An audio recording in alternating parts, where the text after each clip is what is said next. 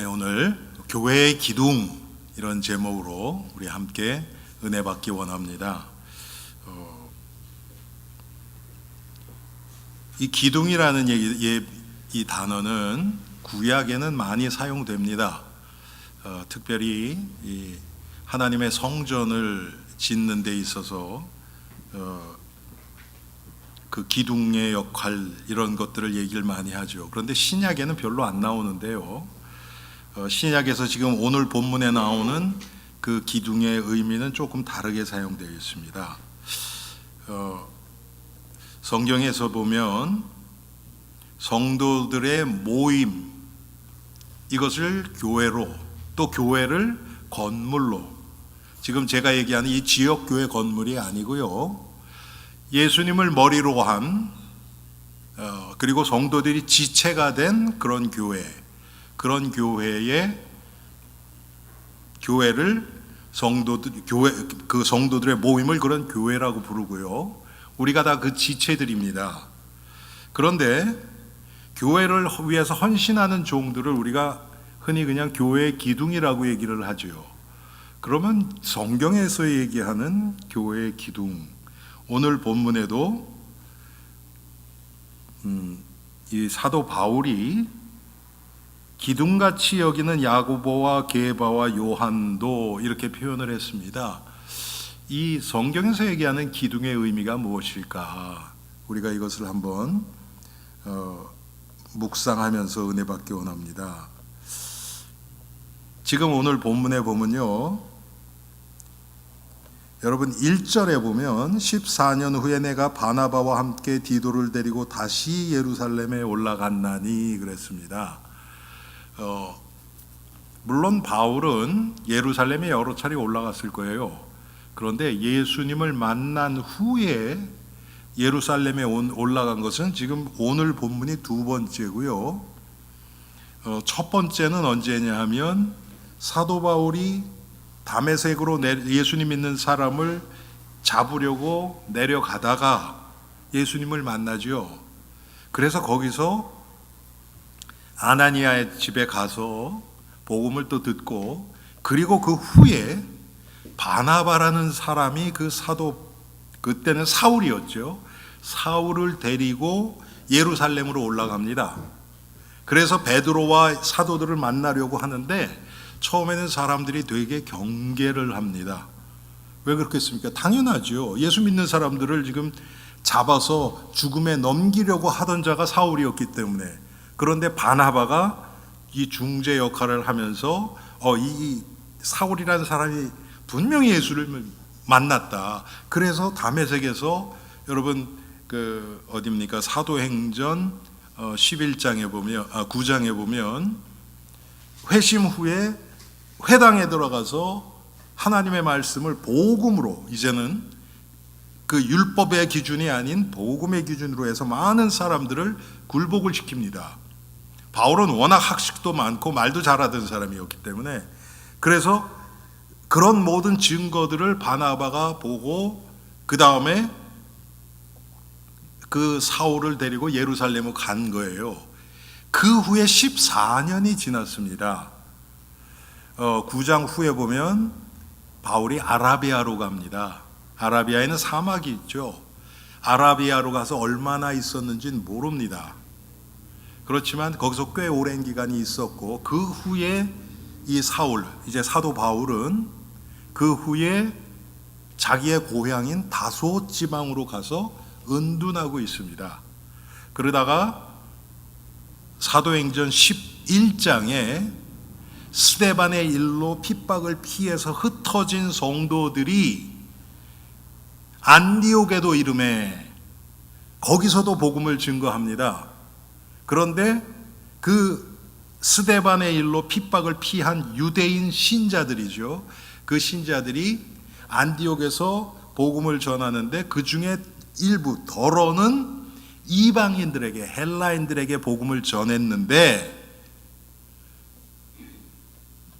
너무나 많은 역사가 일어난 거예요. 유대인들에게 했을 때는 그렇게 많은 역사가 일어나지 않았는데 이방인들에게 복음을 전했더니 많은 역사가 일어난 겁니다. 그리고 그 이야기를 예루살렘 교회에 있던 베드로를 위시로 한 사도들이 듣습니다. 그래서 도대체 무슨 일이 일어났는지 한번 가서 알아봐라. 그래서 바나바를 또 거기에 보냅니다. 바나바를 보내서 바나바가 거기 그 안디옥에 먼저 가서 복음을 전하던, 특별히 이방인들에게 복음을 전하던 자들에게 합류해서 복음을 전하는데 주의 손이 저들과 함께해서 많은 제자들이 일어나는 거예요. 그랬더니 바나바가 이걸 보니까 야, 이거는 도저히 나 혼자서는 감당할 수 없을 정도의 역사가 일어난다. 이걸 어떻게 할까 하다가 바나바가 다소지방, 자기 다소지방 바울의 고향인 다소에 은둔하고 있던 그 바울을 찾아갑니다. 그래서 데려고 와서 같이 안디옥에서 사역을 합니다. 그게 14년이 걸린 거예요. 그런데 아마 그때 바나바가 사울을 데리고 바울을 데리고 또 예루살렘에 갔던 것 같아요. 그래서 1절 갈라디아서 2장 1절에 보면 14년 후에 내가 바나바와 함께 디도를 데리고 다시 예루살렘에 올라갔나니, 14년 만에 다시 올라간 겁니다. 그때 이 바울이 누구를 만났냐 하면 야고보와 게바와 요한을 만난 겁니다. 여기에 야고보는 예수님의 제자 야고보가 아닙니다. 여기서의 야고보는 예수님의 동생 야고보입니다. 그래서 그 야고보, 평신도의 대표라고 할 수 있는 그 야고보, 이 야고보가 야고보서를 기록한 저자이기도 합니다. 자, 그래서 이들과 함께 친교의 악수를 하고 하나님이 바울을 이방인의 사도로 부르신 그 하나님의 부르심을 설명을 하고 서로를 존중하는 거죠. 베드로나 야고보나 요한은 교육도 많이 받지 못했고 또 유대인들이고 그랬기 때문에 유대인들 중심으로 사역을 하고, 지금 사도 바울은 여러 나라의 언어를 했습니다. 로마 시민권자였고, 그래서 바울은 하나님이 또 이방인의 사도로 부르셨기 때문에 이방인에게로 향하는 그런 만남이 있었습니다. 그러면서 지금 오늘 바울이 이 야고보와 게바, 베드로와 그리고 요한을 기둥같이 여기는 이런 표현을 쓰죠. 기둥같이 여기는 야고보와 게바와 요한, 이렇게 얘기를 합니다. 여러분, 물론 이들은 사도고 초대교회의 장로고 그랬기 때문에 우리가 그냥 그 사람들은 기둥이지 이렇게 생각하기가 쉽습니다. 그런데 여러분, 성경에서는 교역자와 평신도의 구분을 두지 않습니다. 지금은 만인 제사장 시대예요. 누구나 예수 그리스도를 통해서 하나님 앞에 나아갈 수 있는 시대입니다. 그럼 왜 목사를 하나님이 세우셨느냐? 이건 좀 기능적인 면에서 여러분들이 다 신학 공부를 해서 이단으로부터 스스로를 방어하고 그러기가 힘들지요. 그래서 목사는 그런 신학 공부를 통해서 여러분들이 이단에 빠지지 않고 그런 이단의 공격으로부터 보호하고 하나님의 말씀을 읽고 묵상하는 데 있어서 선을 넘어가지 않도록 하나님의 큰 뜻을 이렇게 잘 찾아갈 수 있도록 돕는 게 목사의 일입니다. 그래서 성도라면, 예수 그리스도를 모신 성도라면 누구나 교회의 기둥이 될 수 있어요. 이건 특별한 사람에게 되는 것이 아닙니다. 건물의 기둥 같은 사람 누구겠습니까, 여러분? 자, 기둥은 이 성경에 나타난 그 건축의 양식을 보면요, 먼저 머릿돌을 놓습니다. 그래서 여러분, 머릿돌 대신 예수 그리스도, 우리가 이런 얘기를 많이 하죠.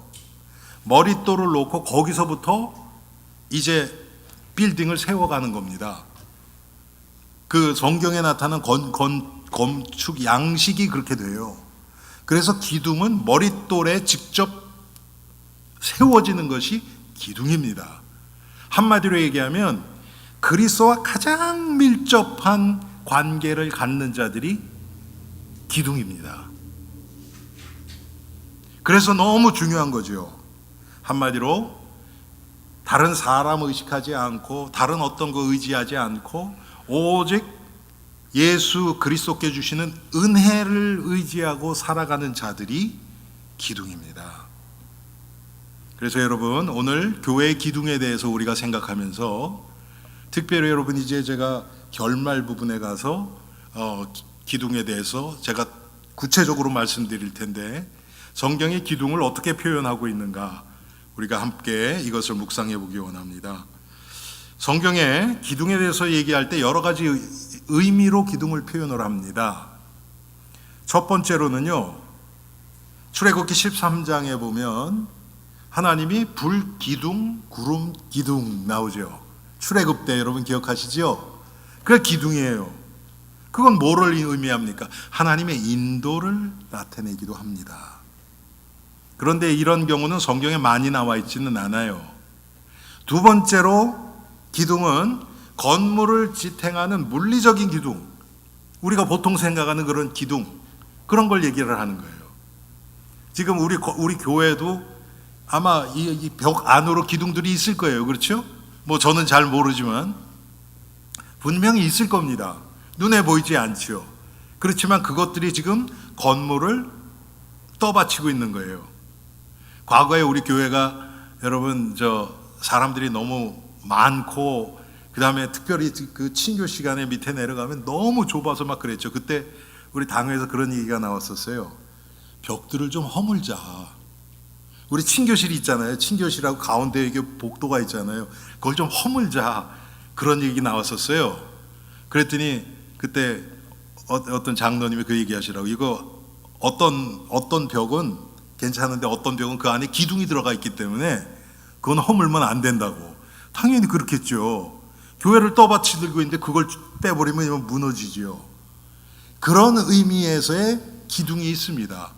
여러분, 솔로몬 성전에 솔로몬이 왕이 그 건축한 그 성전에 큰 기둥 두 개가 있었죠.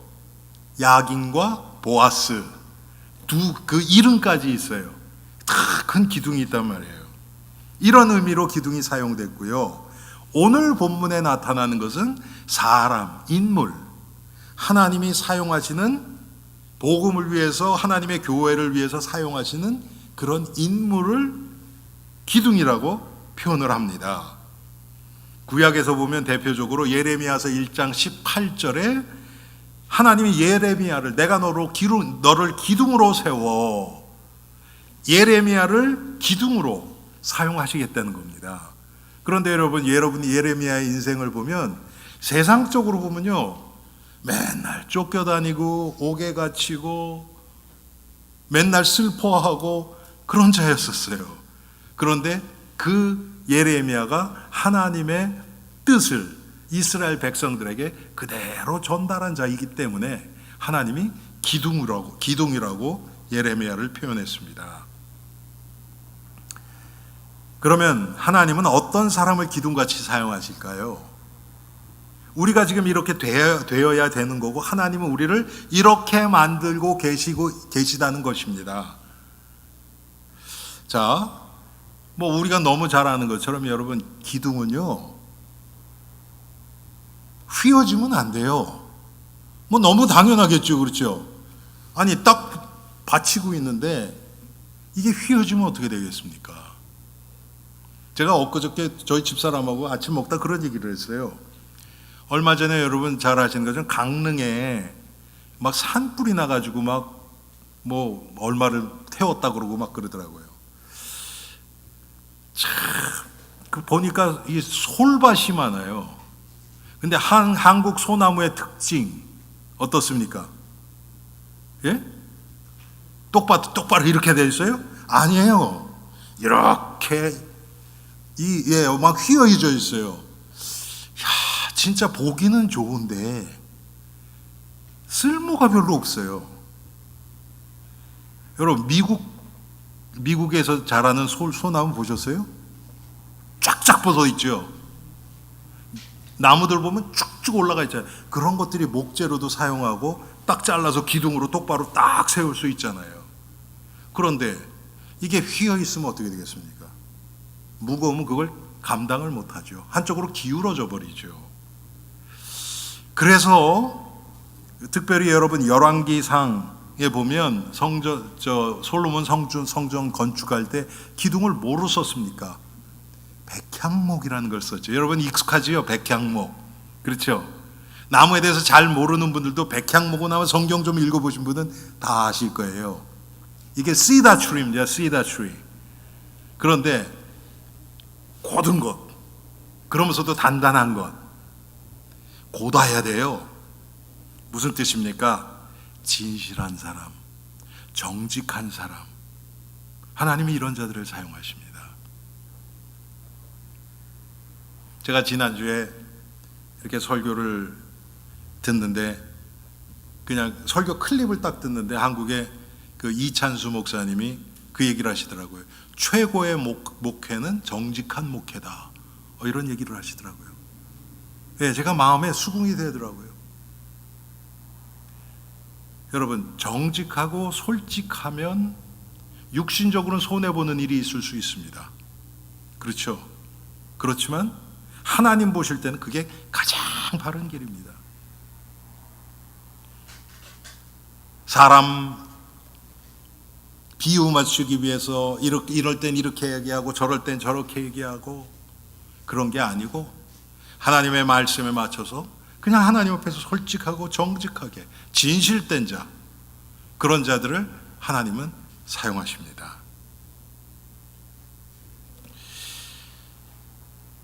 제일 중요한 게 뭐겠습니까, 여러분? 자신을 의지하지 않고 오직 예수 그리스도만을 바라보고 하나님의 은혜에 이끌리는 자를 하나님은 사용하십니다.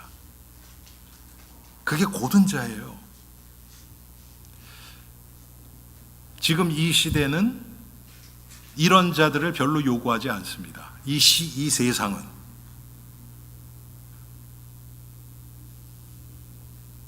어떻게 해서든지 좋은 결과를 내면 그것을 칭찬합니다.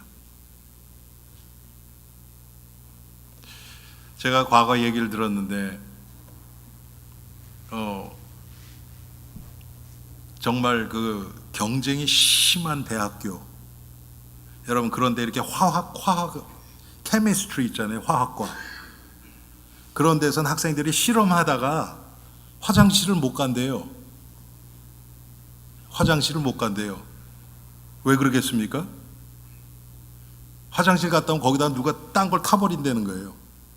왜? 걔가 안 좋은 성적이 나와야 내가 올라가니까. 물론 일부겠죠. 그렇지만 여러분, 그런 모습이 우리 안에 없습니까? 은근히 다른 사람이 안 되기를 바라서 그걸 통해서 내가 위안을 얻고자 한다든지, 이런 일들이 우리 주위에 많이 우리에게도 일어나죠. 두 번째로, 기둥은 든든해야 합니다. 아무리 고다도 그 나무가 너무 물러서 금방 썩어버리면 여러분 어떻게 되겠습니까? 안 되겠죠. 지지난주인가요? 제가 우리 김상기 집사님한테 부탁을 해서, 여러분은 아마 모르실 거예요. 여기 우리 옆에 이렇게 들어온 문이 있잖아요. 맨 앞에 기둥이 이렇게 두 개가 있습니다. 그런데 그 부분에 이렇게 나무가 썩었어요. 그래서 그거를 싹 빼버리고 무슨 플라스틱 재질 같은 무슨 그런 게 있더라고요. 그걸로 이렇게 탁 쳤어요. 여러분, 나무가 무르면 썩습니다. 고다도 기둥은 단단해야 됩니다. 오래 갈 수 있도록. 썩는 나무는 안 되겠죠. 어떤 든든함을 얘기합니까, 여러분? 하나님을 믿는 믿음, 믿음의 견고함이 있어야 됩니다. 아니, 하나님의 교회가 조금만 뭐가 무슨 문제가 있으면 온 교회가 다 벌벌 떨고 두려워하고 그러면 되겠습니까? 그래서 하나님이 교회에 중직자들을 세워주시고 목사를 세워주시고 장로님들, 권사님들을 세워주신 것이죠. 문제를 문제로 보는 것이 아니고 하나님이 하시는 일로 보고 두려워서 불안해하는 성도들을 안정시키고 위에서 기도해주고, 그게 중직자가 해야 될 일이죠. 믿음의 견고함이 있어야 됩니다. 여러분, 우리의 믿음은요, 그냥 편안할 때는 몰라요. 누가 믿음 좋은지 잘 모릅니다. 문제에 닥쳐보면 알아요. 문제에 닥쳐보니까 불신자랑 똑같이 반응하는 사람, 그런 사람 저는 많이 봤습니다. 어떤 분은 평소 때 믿음 없는 것 같아요. 그렇게 교회 막 열심히 하고 막 나서서 하고 이런 것도 별로, 헌신봉사도 별로 안 하는 것 같아요. 그런데 정말 힘든 문제가 딱 와보니까 오히려 담담해지는 거예요. 하나님이 하시는 것을 인내하고 기다리시는 분들도 저는 여러분을 봤습니다. 누가 믿음 좋은 겁니까? 우리의 눈으로 평소 때 우리가 보는 그 모습이 그 사람 믿음 아니에요. 예수님이 여러분 이거랑 같은 비유는 아니지만 비슷한 비유를 하지요. 아들 둘이 있어요. 큰아들한테 야, 오늘 밭에 와서 좀 일 좀 해라. 예, 아버지 가겠습니다. 둘째한테 야, 너도 좀 와서 해라. 아니, 나 안 갈래요. 나중에 봤더니 큰아들은 안 오고 둘째가 와서 일해요. 겉으로 볼 때는, 아버지 앞에서는 멋있게 대답하고 남들이 볼 때는 큰아들이 아주 좋은 아들같이 보여요. 그런데 결과 보니까 완전히 반대죠. 이런 일들이 지금 교회 안에서도 많이 일어난다고 저는 확신합니다.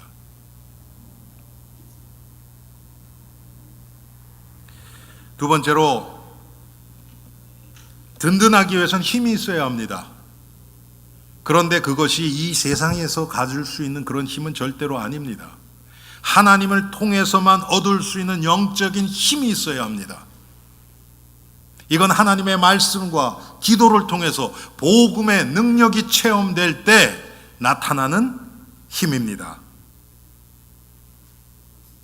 그래서 베드로전서 4장 11절에 보니까 하나님이 공급하시는 힘으로 하라. 하나님이 공급하시는 힘으로. 내 힘으로 하면 그것이 나의 의로 쌓입니다. 내 힘으로 하는데 남들이 인정 안 해주면 화납니다. 그런데 하나님이 공급해 주시는 힘으로 하는 자들은 하나님께 사용되는 그것만 가지고도 감사합니다. 다른 사람의 반응 상관없어요.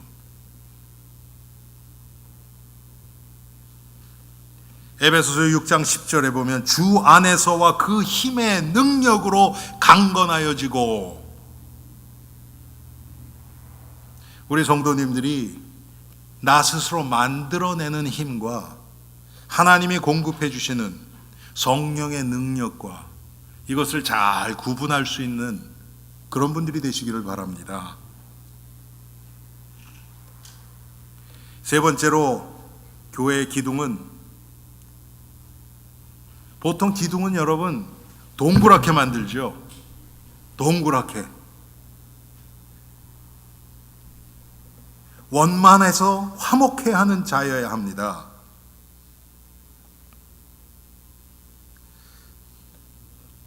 아무리 능력이 있어서 많은 일들을 빠른 시간에 처리할 수 있다 할지라도 그것이 다른 성도와의 관계를 해치고 교회 안에 화평을 깨는 일이 생긴다면 하나님이 기뻐하시는 일은 아닙니다. 하나님이 기뻐하시는 방법도 아닙니다. 일이 조금 안 되더라도 성도들이 그리스도 안에서 더 하나 되어지는 것이 더 중요한 일입니다. 그런데 여러분, 지금 이 세상은 그렇지 않죠? 결과 중심이죠? 그래서 교회 안에서의 일을 우리가 세상 기준 따라서 결과 위주, 능력 위주로 따라가면 교회는 세속화되어 버립니다. 결과가 좀 안 좋더라도 그것 때문에 성도가 하나 될 수 있다면 그것이 하나님이 기뻐하시는 것입니다.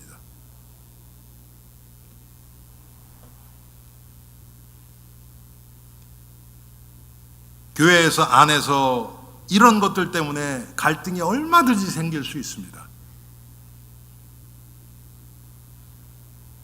여러분, 좋은 결과가 생명 구하지 못합니다. 좋은 결과가 우리의 내면을 변화시키지 못합니다. 생명을 구원하고 우리 인생이 바뀌는 것은 오직 복음의 능력으로만 가능합니다. 그래서 교회는 그 일을 하는 곳이에요.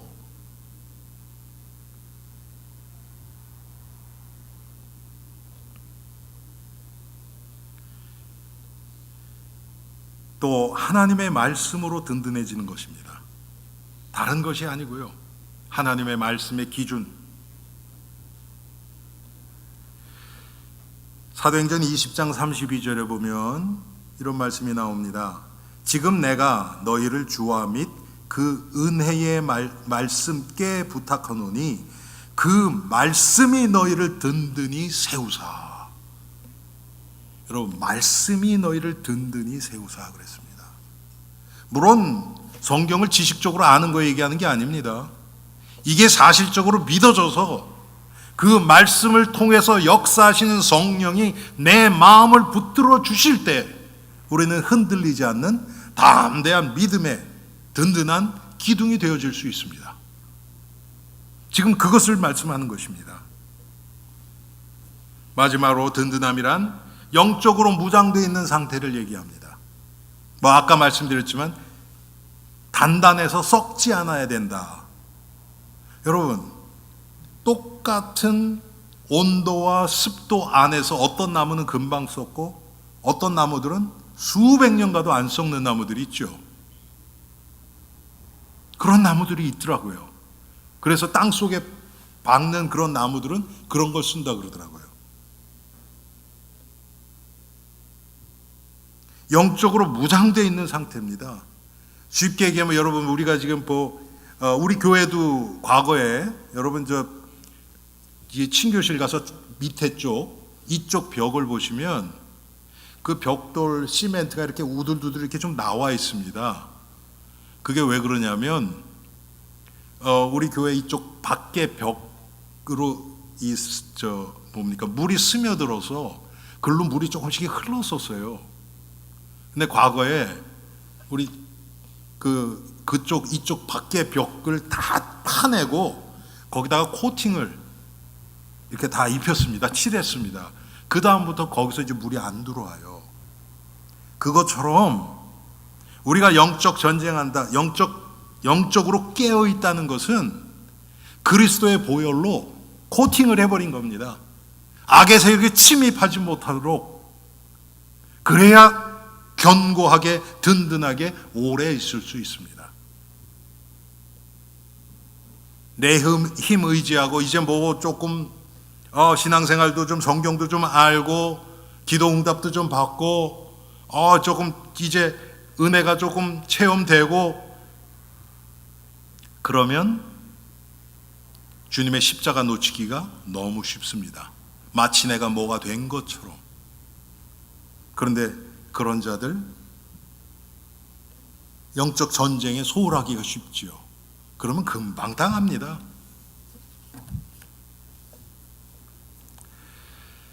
자, 세 번째로 우리가 생각해야 될 것은 이게 너무나 중요한 겁니다. 기둥으로 사용되기 위해서는 그 나무가 배임을 받아야 돼요. 배임을 받아야 돼요. 야, 여러분 이런 건 별로 우리 생각 안 하죠. 그냥 단순하게 중요한 기둥. 그 나무가 뿌리에 연결되어 있으면 기둥으로 사용 못 합니다. 이것을 우리는 여러 가지 얘기를 하죠. 우리 갈라디아서 2장 20절에 내가 그리스도와 함께 십자가에 못 박혀야 된다. 나의 옛사람이 죽어야 된다.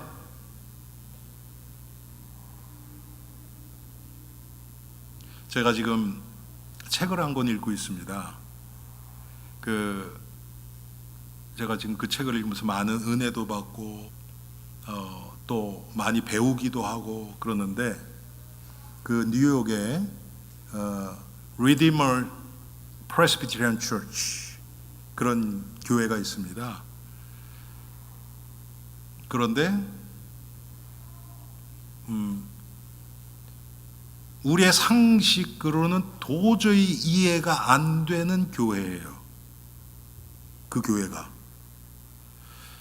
아주 우리 민 목사님이 나오신 그 웨스트민스터 신학교 거기 교수였던 분입니다, 여러분. 거기서 교수로 계시던 분이 뉴욕으로 가셔서 목회를 시작을 하셨어요. 그런데 대상이 누구냐면 만하탄 중심에, 그것도 여러분 맨하탄 가보셨죠? 거기 중심에다가 20대 30대 미국 사람을 대상으로 목회를 시작한 거예요. 뉴욕에서 80년대 후반 정도 될걸요 아마. 말도 안 되는 일이죠. 그런데 그 교회가 어마어마하게 커진 거예요. 하나님 막 역사를 하셔서 아마 거의 10,000명까지 가지 않았나 생각이 들어요. 거기서 교회 건물도 없어요. 거기 있는 그 대학을 하나 빌려서 강당에서 예배를 드리는데 제가 그걸 보면서 여러 가지를 하나님이 하신 일들을 제가 이렇게 봐요. 그런데 그 중에 하나가 뭐냐면 제가 그걸 쭉 읽으면서 이분은 대학교 때 예수님을 영접하고 그때부터 전도 훈련, 성경 공부 훈련 이런 거 다 받으시고 그리고 신학교 가고 교수 되고 그리고 저 리치먼드 밑에 호프웰이라는 아주 시골 동네에서 9년인가 목회를 하셨어요. 그리고 그러면서 또 필라델피아 가셔서 강의하시다가 뉴욕으로 갔어요. 개척을 시작하신 것 분인데 아이들이 아주 어려서 초등학교 때 뉴욕으로 가신 거예요. 근데 제 마음속에 항상 뭐가 있었냐면 하나님이 이렇게 사용하실 땐 분명히 배임을 당하는 이 십자가의 과정을 거치지 않으면 절대로 안 되는데 그런 걸 제가 들어본 적이 없는 거예요. 근데 그 책을 보니까 그게 있는 거예요. 남자 동생이 하나 있는데 남자 동생이 게이예요. 그러니까 80년대 그때부터 그러다가 결국은 에이즈로 죽었어요. 근데 이분들이 그 목회를 하시고 또 신학교 거기 가르치시고 그러시면서 계속 방문을 하고 복음도 나누고 계속 정말 그렇게 하셨더라고요. 그런 과정을 다 겪으셨어요. 그리고 결국은 예수를 믿고 그 동생이 하늘나라 가셨어요. 여러분, 배임을 당하는 경험이 없으면요, 우리는 하나님께 사용될 수가 없습니다. 물론 배임을 받고 하나님께 사용당하다가도 우리가 죄성이 있기 때문에 또 세상에 빠질 수도 있어요. 그렇지만 내 삶에 가장 큰 가치관이 바뀌지 않으면 여러분 내가 예수 믿었다고 뭘로 증명을 하시겠어요?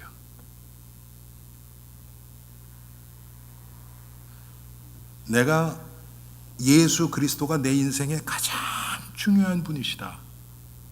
이게 고백이 안 된다면 그렇게 못 살 수 있어요, 여러분. 하나님, 내가 못 살아도 이것은 내 마음입니다. 내 진심입니다. 이 고백은 있어야 돼요. 그런데 그것조차 안 돼 있다. 배임당한 체험이 없다. 이건 정말 심각한 문제입니다. 성경에 보면 사람의 유전과 세상의 철학들, 정욕으로 썩어질 세상 지혜, 더러운 것, 이런 것으로부터 떠나라고 성경은 얘기하고 있습니다. 나 자신이 계속 지속적으로 부인되어져야 합니다.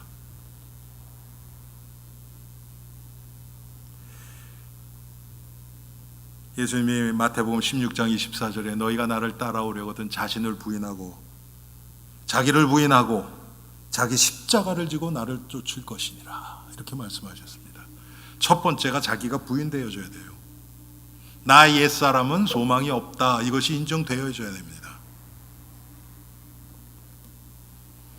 그리고 우리 자신의 혈과 육이 계속해서 십자가에 못 박히는 것을 의미합니다.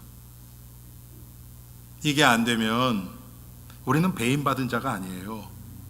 세상으로부터 단절된 자가 아니에요. 이 세상이 우리를 거부할 수 있을 정도로, 여러분 이런 체험이 있으십니까? 제가 언젠가도 말씀드렸죠, 여러분. 제가 알기에는 1979년도 여름도 아니죠. 한 6월 말 정도 됐던 것 같아요. 저는, 아니다, 80년도구나. 저하고 우리 박성 교사 있잖아요, 뉴욕에. 지금 뉴저지에. 그 친구하고 만나서 저녁을 먹는데, 그때는 그 뉴욕에도 한국 식당이 몇 개 없었어요. 한국식 중화 요리. 거기 가서 저녁을 먹고 있는데 우리 후배 애들이 왕창 들어왔어요. 한 10몇 명이 들어왔어요. 그래갖고 자기네끼리 인사하고, 그래서 우리는 먹고 있는데 그 중에 한 애가 우리 후배인데, 오빠 오늘 우리 끝나고, 그날이 졸업식이 있었던 날이었거든요. 하이스쿨 졸업. 그래서 우리 집에서 모여서 놀기로 했으니까 오라는 거예요. 그래서 특별히 할 게 없어서 그냥 갔어요. 갔는데 한 20-30명이 와 있더라고요, 이렇게. 그러더니 한 애가 이만한 술을 탁 빼더니 한 잔씩 하자고 이렇게 하는데, 저하고 박성 교사는 당연히 안 하지요. 그래, 우리는 안 한다고. 그랬는데, 다른 교회 애들 아니면 예수 안 믿는 애들은 상관없어요. 그냥 그런가 보다 하고 있는데, 우리가 잘 아는 우리 후배들 있잖아요. 같이 신앙생활하던 걔네들은 우리가 완전 눈에 가신 거죠. 불편한 거예요. 그러니까 한 애가 오더니 저한테, 오빠 좀 빨리 나가줬으면 좋겠다 그러는 거예요. 그런데 처음엔 너무 열받더라고요. 그럴 수 있는 관계가 아니에요. 걔네들이 우리를 굉장히 이렇게 신앙적으로 존경하고 애들 문제만 있으면 같이 위해서 기도해주고 그런 애들이었거든요. 근데 그런 얘기를 들으니까 되게 화가 나는 거예요. 근데 하여튼 좀 세상 말로는 좀 더러운 기분 딱 가지고 알았다. 그래서 나왔어요. 거기서부터 그 서브웨이 스테이션까지가 한 10분 걸어서 가는데, 거기서 걸어가고 거기서 서브웨이를 타고 우리 박성 교사 집이 있는데 그 엘름하우스라고 그 앞에 가서 거기 밤에 새벽 한 2시 정도 된 것 같아요. 그 바로 앞에 이렇게 농구 코트가 있고, 그게 이제 커뮤니티 파크예요. 거기는 뉴욕은 거기 이렇게 벤치가 있는데 거기 둘이 떡 앉았어요. 새벽 한 2-3시 정도 됐던 것 같아요. 그때까지 둘이 똑같이 기분이 아주 안 좋으니까 씁쓸하고 한마디도 안 했어요.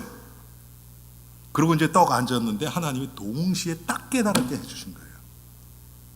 그게 뭐냐면, 와, 세상이 우리를 거부하고 있구나. 둘이 똑같이요. 근데 놀랍게 그때 우리 친구들이 한 그 같은 나이의 친구들이 8명이 있었거든요. 그 중에 3명이 목사 된다 그랬는데 제가 말씀드렸죠. 지금 박성교사 하나 됐다고. 저는 그 3명에 안 들어갔었어요. 결과적으로 보면 그 친구하고 저하고 둘이 목사가 됐어요. 근데 그걸 동시에, 여러분 어떻게 동시에 깨닫습니까? 그거를 하나님이 하신 거죠. 야, 너희는 이제 세상 들어가려고 그래도 안 돼. 그러니까 꿈도 꾸지 마 그랬던 것 같아요. 여러분, 우리가 배임당하는, 정말 세상 것, 나의 가치관이 세상을 향하는 것이 아니라 그리스도가, 내가 모자르고 비록 그렇게 못 살지라도 예수님이 내 인생의 주인이십니다. 예수님만이 최고입니다. 이 고백이 있어야 됩니다. 한 번도 그런 적이 없다. 저는 여러분의 구원을 한번 살펴봐야 된다고 생각합니다. 제가 하나님이 아니니까 구원 받았다 못 받았다 제가 그거 할 수 있는 그건 없어요. 그렇지만 한 번도 그런 생각이 든 적이 없다. 예수님만이 모든 것이다. 이것이 한 번도 그런 마음이 드는 적이 없다. 여러분 한번 정말 하나님 앞에서 깊이 한번 생각해 보시기 바랍니다. 기둥의 임무가 뭡니까? 기둥은 건물을 받들고 있는 임무가 있습니다.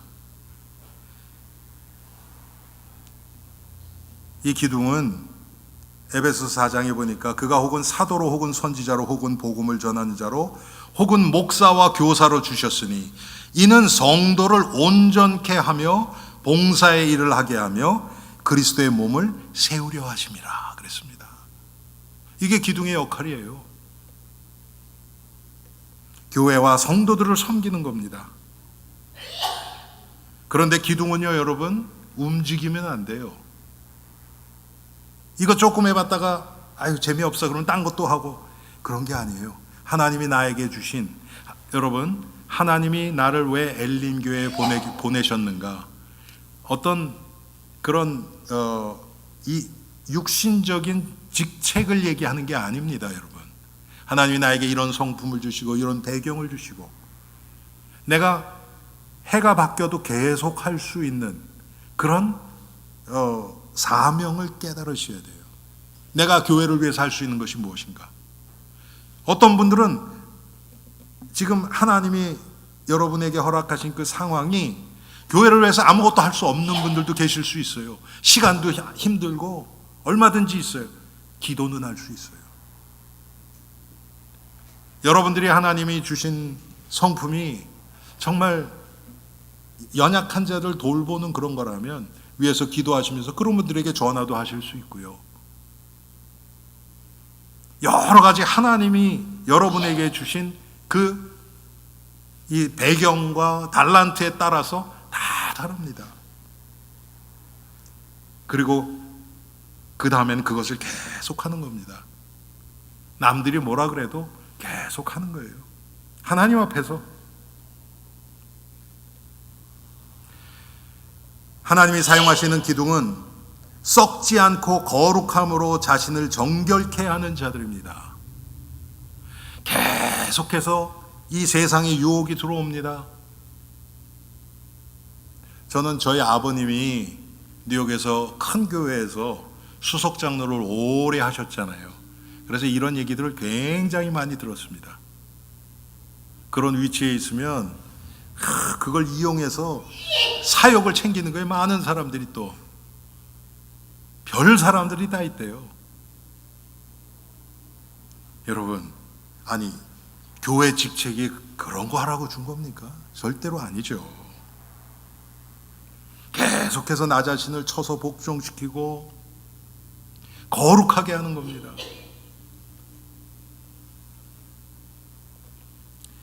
기둥의 임무는 건물을 서로 연결시키는 것입니다. 그렇죠. 기초와 그 다음에 이 건물과를 연결시키고 떠받들고 있는 것이죠. 그게 기둥입니다. 궁극적으로 기둥은 예수님의 십자가를 의미합니다. 하나님과 단절되어 있던 우리 인간을 예수님이 십자가를 통해서 우리를 만나게 하셨죠. 하나 되게 하셨습니다. 그래서 기둥의 역할은 무엇보다도 이 역할입니다, 여러분. 하나님을 만나게 하고 예수 그리스도의 생명이 흘러 넘치고 전달되어지게 하는 것이 기둥의 임무입니다. 성도들 간에 서로 화평을 이루게 하고 그것을 위해서 기도하고 성도들 간에 조화를 이루고 덕을 세우고 하나님의 나라를 건설해가는 그런 임무. 교회 생활을 하다 보면요, 항상 튀기 좋아하는 사람들이 있어요. 뭐를 해도 다른 사람보다 이렇게 하나 빠르든지 늦든지. 심지어는 여러분, 우리 교동문 하잖아요. 우리도 저 성경 구절도 이렇게 교독으로 하잖아요. 그런 걸 해도 같이 맞추지를 못해요. 여러분, 이거 영적 문제입니다. 그런 것 하나도 못한다. 그러면서 어떻게 우리가 천국 가서는 영원히 같이 살아야 되는데 어떡하시려고 그래요?